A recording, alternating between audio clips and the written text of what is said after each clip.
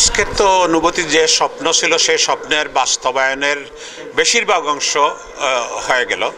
তো এটা তো অনুভূতি দেখতেছেন যে একটা সেলিব্রেশন হচ্ছে, সবাই আসছে, সবাই এর অনুভূতিটা প্রকাশ করতেছে। আমি শুধু শুনে যাচ্ছি।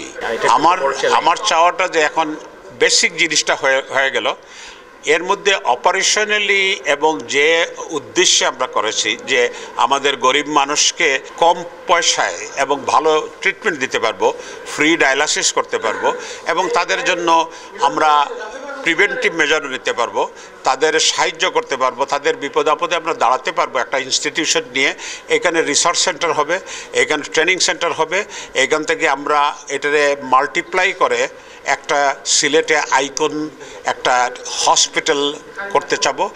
আপনারা দেখতেছেন স্ট্যান্ডার্ড, এটা একটা প্রাইভেট হসপিটালের স্ট্যান্ডার্ড। এইভাবে যেন আর যেতে হয় না, ঢাকাতে যেতে হয় না, যেন অন্যান্য জায়গাতে যেতে হয় না, এইখানে কনফিডেন্স নিয়ে থাকতে পারে, এটাই আমাদের উদ্দেশ্য।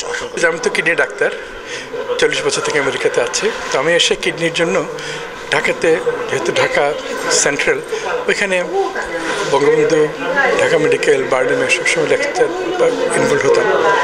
তো পরে দেখলাম যে সিলেটেও আমার কিছু করা দরকার।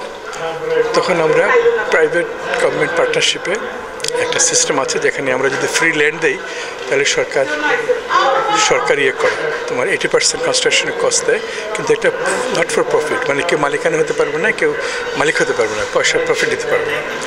আমরা তো প্রফিট চাই না, আমরা তো ব্যবসার জন্য করছি না, সবাই করছে ব্যবসার জন্য, তাদের দরকার। আমরা বলছি আমাদের পয়সা, রোগী থেকে আমি বিশেষ করে পয়সা নেব না বাংলাদেশে।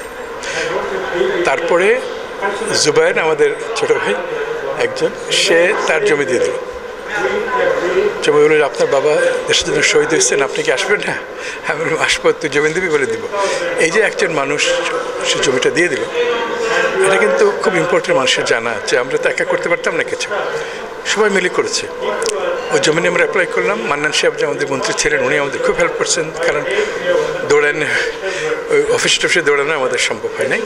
কিডনি ফাউন্ডেশনটা প্রমাণ করে দেয় যে বাংলাদেশে কিডনি রোগটা এত বেশি হয়ে গেছে, এত কমন হয়ে গেছে, এখানে অনেকগুলো নিরাময় কেন্দ্র দরকার, ট্রিটমেন্ট সেন্টার্স দরকার। আমাদের প্রবাসী যারা আছেন তারা এটা উপলব্ধি করে এগিয়ে এসে এটা তৈরি করেছেন। আমাদের দেশীয় শক্তি, আমাদের যারা বিদেশে আছেন, বাংলাদেশি যারা বিদেশে আছেন, তাদের শক্তি সম্মিলন ঘটিয়েছে। এবং এখান থেকে আমি যেটা বলতে চাই, যে কাঠামোটা দাঁড়িয়েছে, এই তো আমি ভাইদেরকে এখনই বলছিলাম, যে কাঠামোটা এত সফলভাবে হলো, এই কাঠামোটার পুনরাবৃত্তি কী করে আমরা করতে পারি, এটা রেপ্লিকেশন কীভাবে আমরা করতে পারি।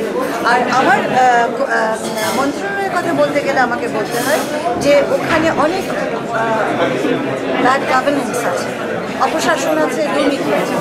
এটাকে, এই যে একটা উদাহরণ, তার মানে আমরা করতে পারি, তার মানে আমাদের যোগ্যতা আছে, মানসিকতা আছে, রিসোর্স আছে, ভালো অফিসিয়াল আছে, সমাজ কল্যাণ মন্ত্রণালয়ের মধ্যে 7 জন আছে।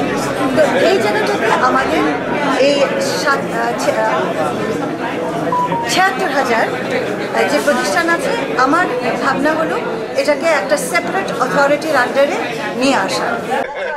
করেছেন এবং সাদিক ভাই যে আছেন, ডক্টর জিয়াউদ্দিন এবং ওনার পরিবার, কর্নেল সালাম যে আছেন, ওনারা আসলেই মানে দ্য কাইন্ড অফ পিপল যে দেশের জন্য, মানুষের জন্য কিছু করতে চান, এবং ওনাদের এই মহৎ উদ্যোগ যে এরকমভাবে সাকসেসফুলি আজকে ওপেন হচ্ছে, এটা সত্যি আসলে একটা অত্যন্ত প্রাউড এবং হ্যাপি একটা মোমেন্ট।